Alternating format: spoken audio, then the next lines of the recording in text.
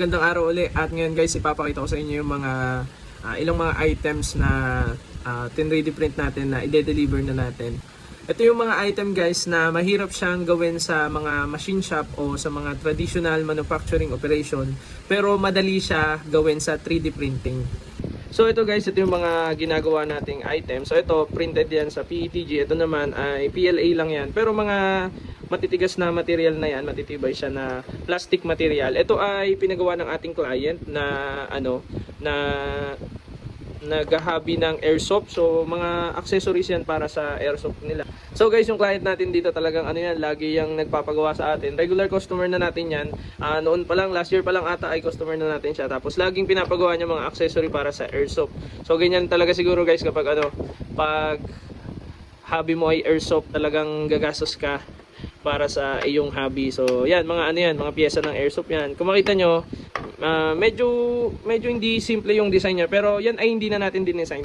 Ito ay either design ng ating client o pinagawa niya po yan, or binili niya yung design na yan. So yan po ay sinadya na lang sa atin, tapos tayo na lang ang nag-print. Tapos ito pa yung isang papakita ko sa inyo guys. Ayan, ito medyo malaki-laki to. Ayan, pinatukan ko na yung laptop ko. So guys, ito ay accessory to para sa mga CPU na bago ngayon. Yung mga CPU ata gagamitin to. So para magiging patungan siya riser ng CPU ng client natin. So medyo malaki to guys.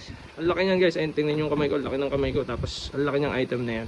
So at medyo mabigat din siya. So ayan, yan yung tingnan yung quality ng print. Nakuha naman ng smooth yung quality ng print guys. O tingnan niyo. Ayan.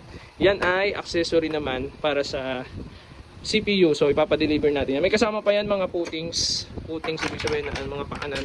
So ayan, mga puttings yan. So papadala natin yan kay client. Ayan, hinihintay na lang natin.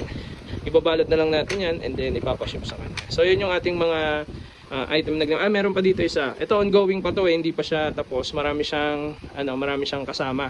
So ito ay pinagawa ng mga kapwa BSME natin, mga mechanical student din sa TUP. So sa TUP din po ako gumraduate ng mechanical engineering. So mga mechanical din po yung nagpagawa nito. Hindi ko alam kung para saan nila to gagawin, hindi ko na rin natanong kasi, pero malaki to malaki siya, parang puzzle siya, bubuin nila yan, tapos maraming parts yan, bubuin pa nila yan. So nauna lang tong item na to na print, tapos may mga kasama pa na ongoing na nakasalang sa mga printers natin.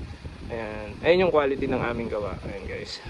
So ayan ay project din to ng mga college student po yan. Ito ay mga client lang natin na regular.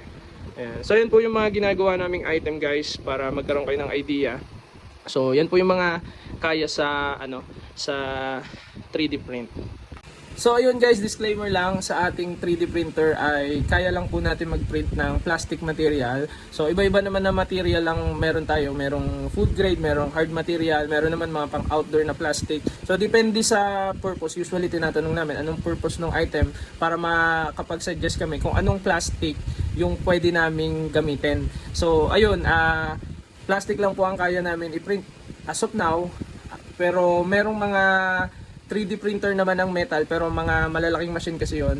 At yun naman ay available katulad ng mga DOST, at may mga companies, mga big companies na cater na rin sila ng mga metal 3D printer. So ayun, kapag ang inyong mga projects o mga products na gustong ipagawa ay hindi naman mass production, kapag ang kailangan nyo lang naman ay item na isa o dalawang piraso lang o konting piraso lang, hindi naman sobrang dami, ang pinaka the best talagang gamitin dyan ay 3D printing or ipapagawa sa machine shop. So ang mahirap lang naman po sa machine shop kapag mga may irregularities dun sa shape ng inyong product na ipapagawa. Medyo mahirap po kasing i-set up yun sa machine.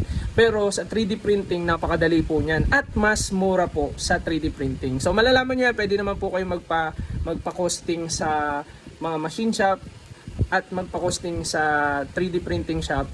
Tapos ipag-compare nyo yung price, makikita nyo yung difference. Depende dun sa item na ipapagawa nyo. Meron namang mga item na maganda ipagawa sa machine shop, katulad ng mga precision item, yung talagang kailangan yung tolerance o yung allowable clearance lang dun sa product mo na yon ay napakaliit.